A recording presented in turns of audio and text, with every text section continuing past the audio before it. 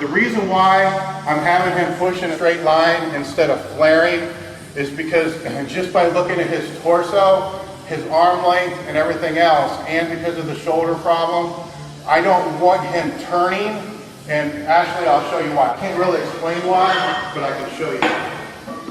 We're gonna go down to 135.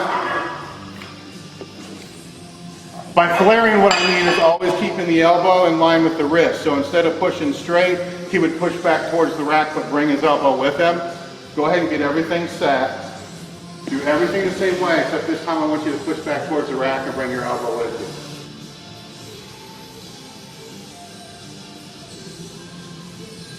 Okay. See what happened there is immediately when he came off his chest, the barbell fell behind his elbow, and then he couldn't keep his elbow in place with all that. There's a lot of issues that I knew were going to happen just based upon the way that he's built and from doing this for so long. So I would keep him, because he's going to be a raw bencher, at least for now, benching in that straight line because he's going to be stronger that way. It works for his structure better that way. Now if he got into using jacked up shirts and all that other kind of stuff, well then we need to change his technique to accommodate the shirt. It's not the other way around. You know, a lot of the questions that I'm getting is how do you change the programming or the technique that's being done with gear to accommodate the raw lifter. That's not how it works. It's the technique and the programming needs to change to accommodate the geared lifter.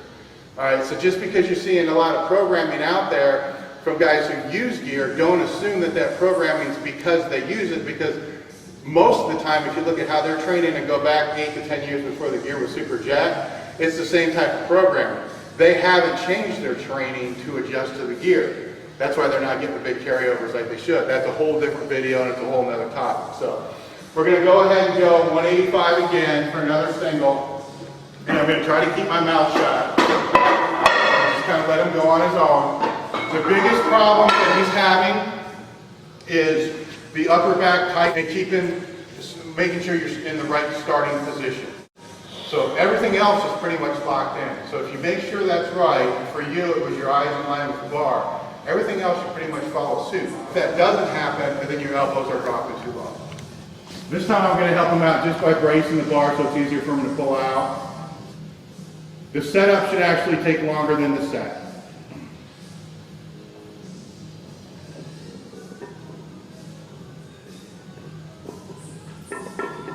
Good. The other thing I didn't comment on, because he's been really good about it, is you want to make sure that the barbell stays in line with the wrist and the elbow throughout the whole movement.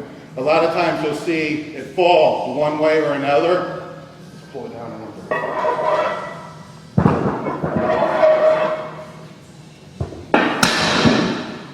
I'll show you what I mean.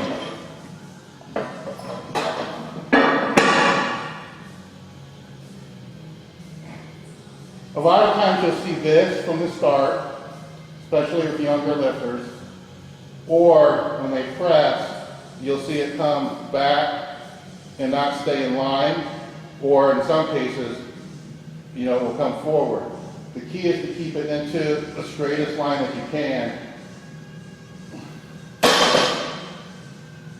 And to set up the bench, when I talk about it being exhausting and knocking you out of breath, I'll take my time and I'll set up a bench using an arch, and I'm sure by the time I'm done I'll be beat red and won't be able to talk.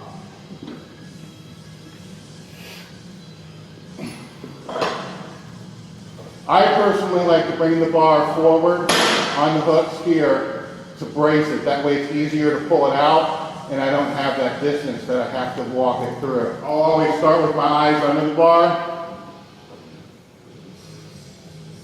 and with my grip moderate as far as tightness. And then I'll try to get my feet as far back as I can. Then slide through and start trying to pull up.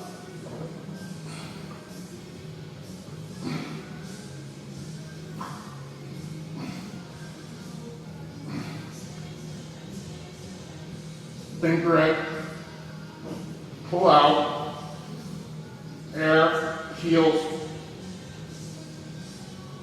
press. and that would be to do 1 rep.